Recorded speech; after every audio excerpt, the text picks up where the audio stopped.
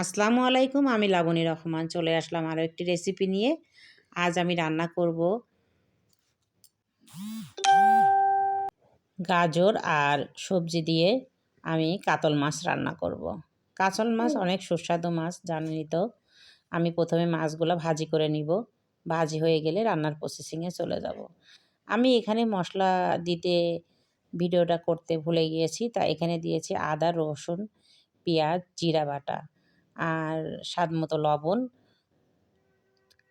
কাঁচামরিচ দিয়ে আমি মশলাগুলো কষিয়ে নিয়েছি। তার ভিতরে দিয়ে দিলাম ফুলকপি, আলু, সিম আর গাজর দিয়ে আমি সবজিটি ভালো করে কষিয়ে নিব।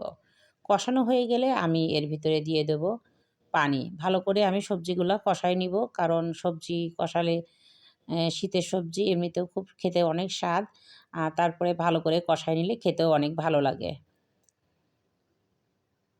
আমি দিয়ে দিলাম এর ভিতরে ফুটান্ত গরম পানি। ফুটান্ত গরম পানি দিলে জানেন তরকারিতে একটা আলাদা স্বাদ আসে, খুবই ভালো লাগে খেতে। যে কোনো তরকারিতেই ফুটান্ত পানি দিলে খুবই ভালো লাগে। পানি দিয়ে দিলাম, তারপরে পানিটা ফুটে গেলে বলক চলে আসলে আমি এর ভিতরে ভেজে রাখা মাছগুলা দিয়ে দিব। দিয়ে দিলাম কাতল মাছের ন্যাজ আর গাথা আর পেটি। এগুলো আমি ভালো করে ভাজি করে নিয়েছি। আমি একটা একটা করে মাছগুলো সুন্দর করে সাজিয়ে দিব। ঢাকনা দিয়ে ঢেকে আমি কিছুক্ষণ জাল করব। সবজি রান্না করতে একটু সময় লাগে, আর হালকা জালে যদি রেখে দেওয়া যায় আরও ভালো হয়। আমি পানিতে কিছুক্ষণ ফুটাই নেব ঢাকনা দিয়ে ঢেকে। ভালো করে সবজিগুলো সিদ্ধ হয়ে আসছে আর পানিটা শুকিয়ে গেলে আমি নামিয়ে দিব। এই যে রান্নার পর্যায়ে অনেক সুন্দর একটা লোভনীয় কালার এসেছে। দেখতেও যেমন লোভনীয়, খেতেও তেমন সুস্বাদু।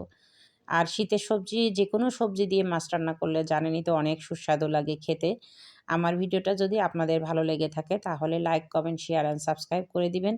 ভালো থাকুন, সুস্থ থাকুন। আল্লাহ হাফেজ। Thanks for watching.